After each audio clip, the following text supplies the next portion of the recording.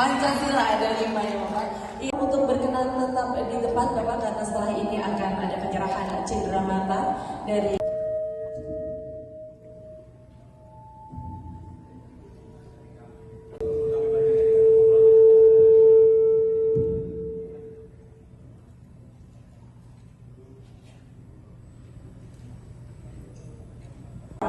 di tengah ini sebagai wujud dari sinergi dari terima kasih.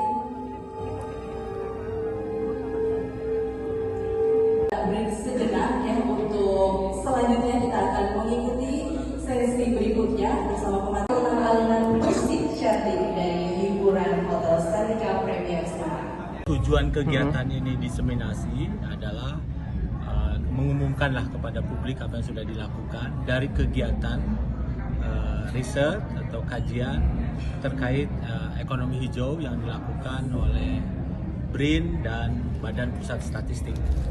Ya. Penerapannya sendiri Pak, ekonomi hijau di Indonesia atau di Jateng sejauh ini seperti apa Pak? Sebaiknya kita bicara yang makro ya, karena ini riset di 34 provinsi. Dan kalau kita lihat ya tadi uraian-uraian yang ada, memang ada praktik-praktik baik dari ekonomi hijau yang dilakukan oleh masyarakat. Nah, tetapi seperti dari hasil riset sendiri menunjukkan bahwa dari sisi kebijakan mungkin belum terlalu sistematis ya. Dan setiap daerah pasti punya improvisasi di dalam kebijakan itu ya. Karena kita bicara 34 provinsi Mas. Jadi kita tidak bisa langsung melihat itu A, B atau C secara tegas. Ya, ada berbagai variasi-variasi kebijakan yang dilakukan oleh pemerintah di tempat-tempat dari hasil kajian saya kira. Ada banyak saya lihat di sini juga misalnya bagaimana batik dikaitkan dengan mangrove gitu kan. Kita nggak pernah menyangka apa kaitannya. Nah, ada kaitannya misalnya pewarnaan untuk batik dari tanaman mangrove dan sebagainya. Itu bentuk real dari ekonomi hijau saya kira. Dari masyarakat ya, dari pemerintah, sektor bisnis, korporasi, ya, dan juga mungkin dari teman-teman organisasi seperti LSM, NGO itu juga bagian yang tidak terpisahkan dari kegiatan ekonomi hijau. Ya. Rekomendasi dari survei ini itu gimana Pak buat pemerintah? Ya, saya kira rekomendasinya kalau tidak salah ada 3 ya. Kalau ini, yang pertama kita melihat pentingnya intergenerational, artinya dari satu generasi ke generasi ini bagaimana kita menginginkan ya, soal ekonomi hijau ini bisa terjaga dengan baik ya.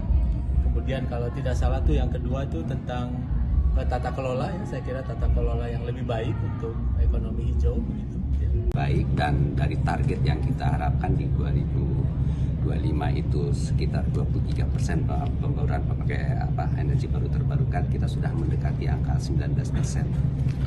Terganggu kemarin pandemi negara macam. Jadi di Jawa Tengah saya kira apa yang sekarang dilakukan ini justru akan menguatkan apa yang sudah dilakukan di Jawa Tengah.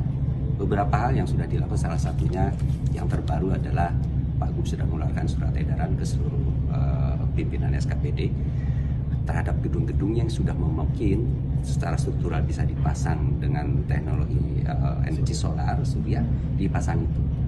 Beberapa sudah di kantor DPRD, sudah di gedung SDM, sudah sekarang di rumah sakit itu sudah kita. Memang mahal, tetapi itu harus kita lakukan ke situ. Kapan lagi kita akan melakukan?